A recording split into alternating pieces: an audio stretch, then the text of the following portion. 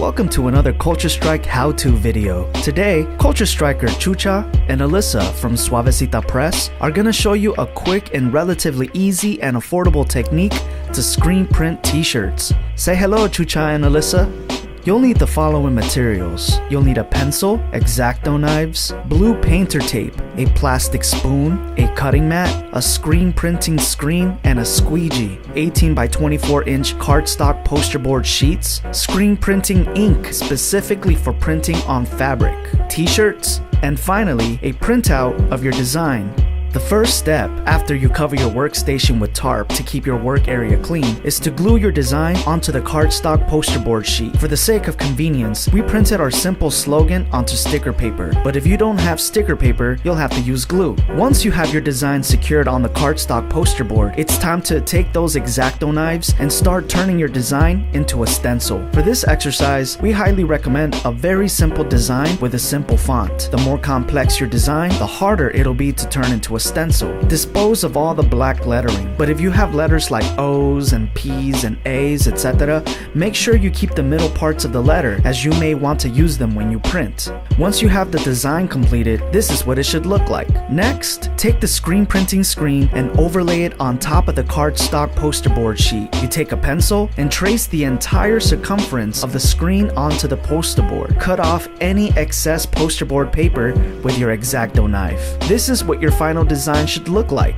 Now, it's time to start prepping to print. Take the first t-shirt and lay it flat on your workstation. If you're gonna print on the front side of the shirt, make sure the front is facing up. You're gonna wanna cut a piece of cardstock to place inside of the shirt so that the ink doesn't bleed both on the front and back sides of the shirt. It's time to place your design on top of the shirt. If your design is to be printed on the middle of the shirt, make sure to centralize it as much as possible. Also, this is the moment in which you decide whether you'll be using the middle parts of the letter in your print design. If so, place the middle parts of your letters where they should be, like this. Then we prep the screen. Take the blue tape and on the inside of the screen, line all four sides with the tape. This is so that no ink gets into the crevices of the screen, which makes it easier to clean later. The screen will be placed directly on top of the shirt, but the screen itself should not be touching the shirt. This is because once you're done applying the ink, if there's no buffer zone, it will make removing the screen very difficult. If you tape something like a piece of paper folded twice or 3 times on each corner, it'll give you just enough space that the screen will be a millimeter or so off whatever surface you'll be printing on, making it much easier to lift the screen once you're done. Once the tape is in place, you put the screen on top of your design so that it lines up with all 4 corners of the poster board. You should be able to see your design directly through the screen, like so. Then you pop open the screen printing ink. You take that plastic spoon and you mix it around if you have to. The ink should be a bit thick, but if it's too thick, you can add a little bit of water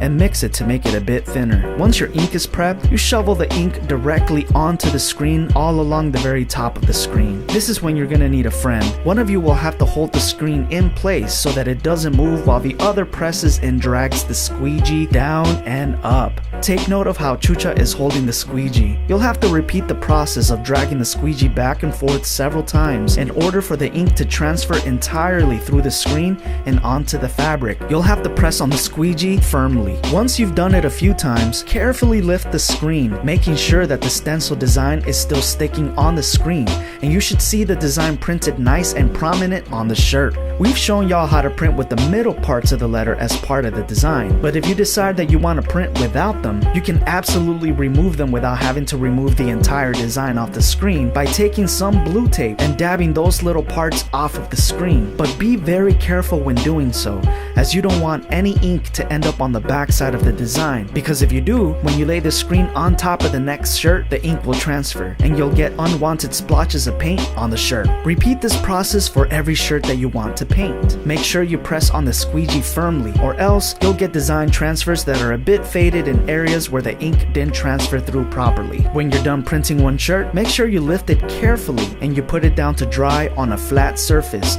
so that the ink doesn't smudge on other surfaces of the shirt. It should take about 15 to 20 minutes for the ink to dry. Remember, the ink is permanent, so if you get it on any other surface of the shirt, the ink splotch will stay. Each stencil should last for as long as you want to print. Here are two versions of the same design, one with the middle parts of the letter and one without. Which one do you think looks cooler? Next, we have to clean up. You don't want to leave the screen with the ink on it to dry, because if you do, the screen will be ruined. Once you're done printing, remove any excess ink from the screen and put it back in the ink container. Remove the design from the screen as well as the blue tape and immediately wash the screen. You can wash it in a sink or you can spray it down with a water hose. This is what your screen should look like when it's clean. You'll still be able to see the last design that you printed on the screen because the ink stained the screen, but if you washed it correctly, no ink should be clogging any of the micro holes on the screen. This is what is known as a ghost, a remnant of the screen's printing history. You can reuse the screen over and over and over until it tears. And that's pretty much it. Once the ink completely dries on all the shirts, you're gonna want to seal the ink so that the ink doesn't fade immediately when you wash the shirts for the very first time. The best way to do this is to throw all the t-shirts into the dryer for about 8 to 10 minutes. And voila! Screen printed t-shirts! We hope this video was useful for you, that it inspired some ideas, and we hope to see some designs from y'all in the future.